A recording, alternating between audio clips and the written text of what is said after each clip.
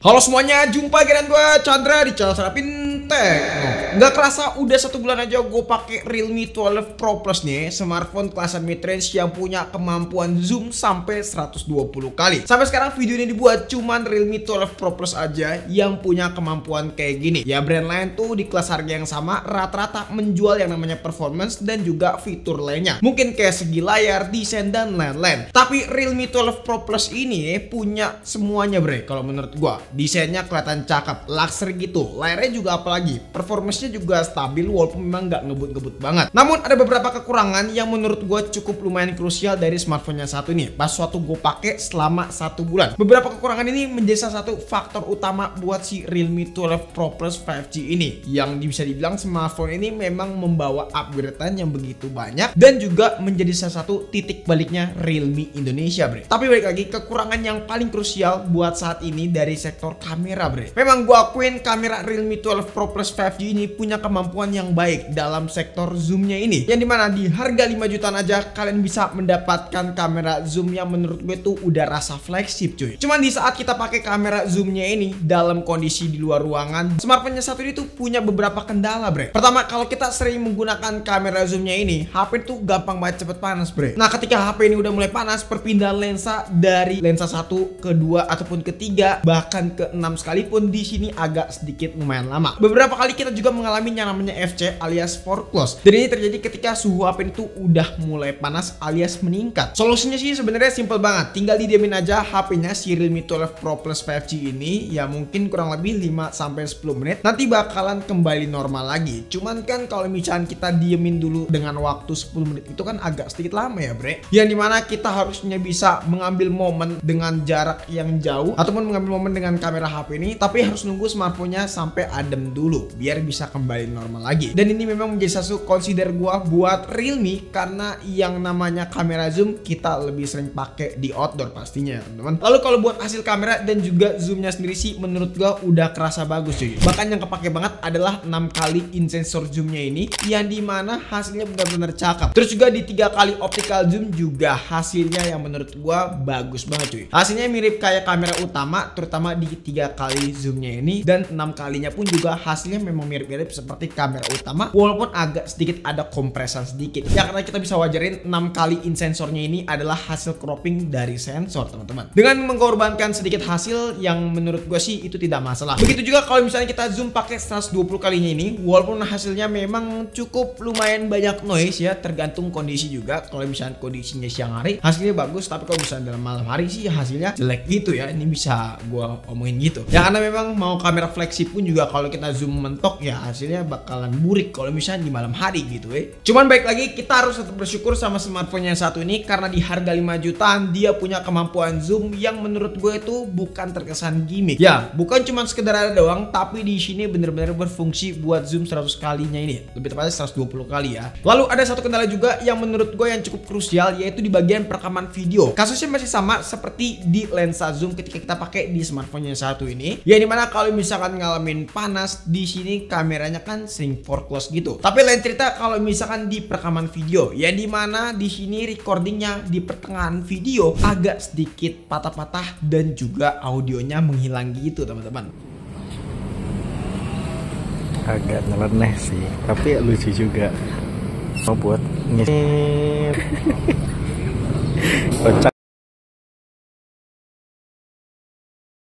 Ini cuma terjadi di resolusi 1080p di 60 fps. Namun di resolusi 1080p 30 fps ataupun 4K 30 fps di sini aman, gak ada kendala sama sekali. Jadi cuma di resolusi 1080p 60 fps aja di sini ngalamin ngedrop fps dan juga masalah audionya hilang secara tiba-tiba gitu. Dan itu muncul lagi ya kayak putus-putus gitulah untuk audionya. Jadi ya mungkin baik lagi ini masalah updatean software, gue yakin mungkin kedepannya Realme bisa banget nih melakukan update buat masalah updatean software, terutama untuk di bagian perekaman video dan juga hasil kamera. Terus juga untuk kamera depannya sih nggak ada kendala sama sekali, resolusinya bisa sampai Full HD 30 fps saja dan hasilnya itu kerasa stabil walaupun memang agak sedikit cropping gitu ya teman. Jadi ini dia buat hasil perekaman kamera depan dari Realme 12 Pro Plus ya. Hasilnya kurang lebih seperti ini. Bisa kalian lihat sendiri aja bagus atau enggak, ini kita ajak jalan dan ya hasilnya bisa kalian bantu tulis di kolom komentar.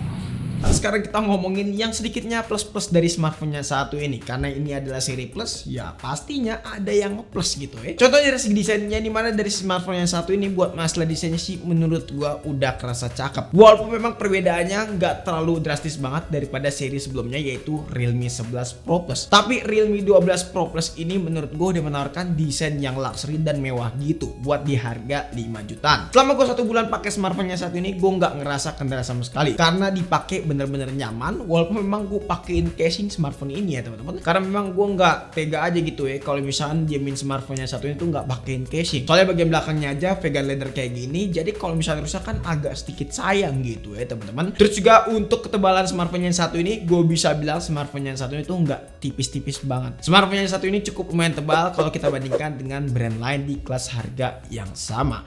Ya, yang punya HP tipis di harga 5 jutaan juga jarang sih. Standarnya harga 5 jutaan kalau menurut gua. Cuman yang paling kerasa pas waktu kita pakai smartphone-nya satu ini kurang lebih 1 bulanan ya teman-teman untuk penggunaan daily use. Terutama di sini dari segi layar yang paling bener-bener kerasa cuy. Karena memang untuk layarnya sendiri di sini udah pakai desain 3D curve gitu ya. Jadi melengkung gitu. Ya memang secara look kalau kita pakai desain 3D curve kayak gini makin kelihatan keren. Tapi pas waktu dipakai jujur kurang enak teman-teman. Apalagi gue sering banget menggunakan smartphone flagship ya, dan itu rata-rata smartphone flagship zaman sekarang tuh udah menggunakan layar yang flat. Tapi yang jelas untuk spesifikasi layar yang ditawarkan dari Realme 12 Pro Plus 5G ini udah bener-bener cakep. Panelnya AMOLED 120Hz SDR10 Plus juga, jadi buat experience apapun bener-bener kerasa enak. Nonton film asik, buat scrollingan tipis-tipis juga hayu banget. Walaupun memang secara bezel masih kerasa tebel ya di bagian bawah dan bagian atas, tapi masih kerasa enak kok kalau misalnya kita pakai buat nonton film sekalipun. Dan satu lagi yang gak gue suka, desain dari layar 3D curve itu untuk masalah anti gores, yang dimana kita harus menggunakan hydrogel, dan harga untuk anti gores hydrogel tuh cukup lumayan mahal. Kalau kita lihat cara pasangnya juga sedikit agak rumit gitu ya. Jadi beda kalau misalnya kalian pakai layar yang flat bisa pakai tempered glass, tapi di layar 3D curve ini nggak bisa teman-teman. Beralih ke bagian performance, bagian yang pasti kalian tunggu-tunggu di sini cuy. Untuk performance sendiri sih bisa dibilang smartphone yang satu ini pakai Snapdragon yang bagus. Pilihan yang tepat dari Realme. Yang lainnya bukan adalah Snapdragon 7S Gen 2. Tapi sebelumnya gue nggak ngejelasin panjang lebar lagi, entah dari segi benchmark ataupun gaming test, karena kita udah ngejelasin semuanya di video review ya teman-teman. Gue pengen ngejabarin experience 1 bulan gue pakai smartphone yang satu ini untuk masalah SoC. Jadi buat SoC sendiri dia pakai 7S Gen 2, yang dimana ini SoC badut ya. Badut dalam artian ini SoC bagus gitu ya. Karena SoC itu punya skor Antutu yang bisa dibilang cukup lumayan tinggi. Tapi kalau misalnya kita compare dengan SoC ya seperti Dimensity, memang 7S Gen 2 ini kalah. Tapi buat masalah stability-nya bener-bener juara banget. Kalau kalian lihat dari CPU throttling pas kita tes selama 1 jam nonstop, di sini nggak ada throttling sama sekali. Bener-bener landai. Paling kalau misalnya ngedrop itu di angka 90% aja. Stabil parah cuy buat 7S Gen 2 kalau kita lihat. Nah terus juga untuk masalah performance game sih bisa dibilang memang smartphone itu nggak kenceng-kenceng banget. Lebih tepatnya buat SoC itu nggak kenceng-kenceng banget. Karena memang kalau menurut gua SoC itu lebih diperuntukkan untuk masalah efisiensi daya dan juga stability cuy. Sama sekali lagi untuk dukungan sensor dan juga image processing pada sebuah foto. Jadi memang untuk SoC itu bukan diperuntukkan untuk ngegame. Ya bisa ngegame tipis-tipis, tapi ya nggak sekencang Dimensity ataupun SoC di atasnya. Yang baik lagi, ini SoC menurut gua stabil parah dan dipakai seharian nggak ada kendala sama sekali. Apalagi untuk efisiensi daya itu bener-bener maksimal teman-teman. Jadi selama 1 bulan gue pakai smartphone yang satu ini tuh nggak ada kendala sama sekali. Dan gue juga pengen sedikit bahas OS-nya alias Realme UI. Yang dimana Realme UI sendiri sih memang biasa satu konsiden gue harus diupdate nih. Karena memang ya balik lagi tadi ada isu di beberapa sektor seperti kamera dan juga untuk perekaman video. Nah gue juga pengen singgung untuk masalah kapasitas baterai. Kapasitas baterai HP itu udah cukup besar yaitu 5000 mAh. Secara screen on time HP itu bisa bertahan seharian. Seharian dalam artian bisa bertahan 9 sampai 10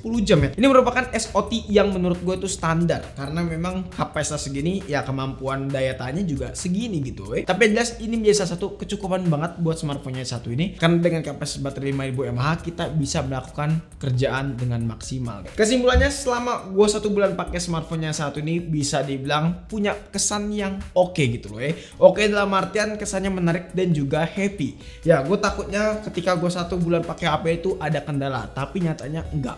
Walaupun memang ada kendala sih memang, dan itu bisa di fix kok, nggak usah khawatir. Kita tinggal tunggu updatean dari Realme aja, karena gue yakin Realme lagi ngedevelop untuk masalah updatean buat sistem kamera dari smartphone-nya satu ini. Semoga diperbaiki ya Realme secepatnya kalau bisa. Jadi mungkin cukup saja video kali ini. Kalau misalnya kalian punya pendapat atau punya pertanyaan tentang smartphone yang satu ini, boleh banget tulis di kolom komentar. Ataupun pengen DM di Instagram kita, boleh juga kok DM di Instagram kita langsung di @sarapintek. Pengen join ke komunitas kita, boleh banget klik link yang ada di deskripsi komunitas Telegram. Kita diskusi bareng-bareng, tapi ingat kalau misalnya perang, kalian tuntasin sendiri. Chandra pamit, sampai jumpa di video selanjutnya. Until next time, goodbye. Realme 12 Pro Plus ini kamera bagus, tapi sayangnya OS-nya sih ya. Tapi nggak apa-apa lah.